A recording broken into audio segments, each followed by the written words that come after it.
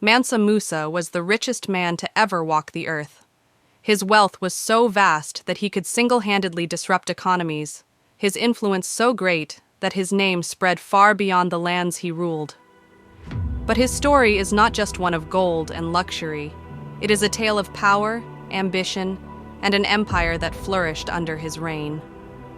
Born into the Keita dynasty of Mali in the late 13th century, Musa Keita the Farin was never meant to be king. But fate had other plans. When Mali's ruler, Abu Bakr II, embarked on an expedition across the Atlantic and never returned, Musa was appointed as his successor. In 1312, he ascended the throne and inherited a kingdom rich in natural resources, particularly gold. At its height, the Mali Empire controlled nearly half of the world's known gold supply. Its mines produced so much of the precious metal that Mali became the wealthiest kingdom in Africa, and Mansa Musa, its ruler, the wealthiest man in history. But he was not content with simply sitting on his fortune. He expanded his empire, strengthened trade, and turned Mali into a cultural and intellectual powerhouse. Then came the moment that made him a legend. In 1324, Mansa Musa embarked on a pilgrimage to Mecca. But this was no ordinary journey. Accompanied by a caravan of 60,000 men, including soldiers, scholars, merchants, and slaves, he carried an unimaginable amount of gold. Each of the 12,000 slaves in his entourage held a golden staff, while hundreds of camels carried thousands of pounds of gold dust. His entire procession was draped in silk and finery, moving like a golden river across the Sahara. When Mansa Musa arrived in Cairo, the city was stunned.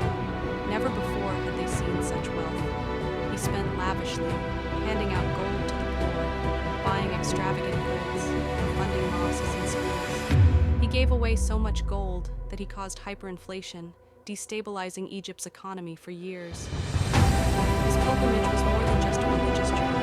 It was a statement.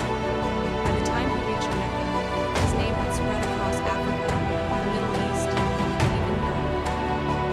Mali, once a distant empire, was now recognized as one of the greatest empires in the world. But Mansa Musa's impact didn't end with his return. He brought back architects, scholars, and artists, using his immense wealth to transform Mali into a center of learning and culture. He commissioned the construction of grand mosques, including the famous Djinguereber Mosque in Timbuktu, and expanded Sankore University, turning it into one of the greatest learning institutions of the medieval world.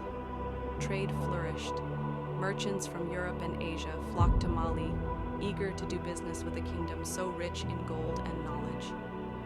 Timbuktu, once a simple trading post, became the heart of African scholarship, home to tens of thousands of manuscripts and scholars from around the world. But even the greatest rulers cannot escape time. Mansa Musa's exact date of death remains a mystery. Some say he died shortly after returning from Mecca around 1332. Others claim he ruled for many more years. Regardless, after his death, Mali began to decline. His sons lacked his vision and strength, and the once mighty empire slowly crumbled, eventually falling to the Songhai Empire in the late 15th century. Yet centuries later, the legend of Mansa Musa still endures. He was more than just the richest man in history. He was a leader who built an empire, a king who spread knowledge, and a ruler whose generosity and ambition left a lasting mark on the world.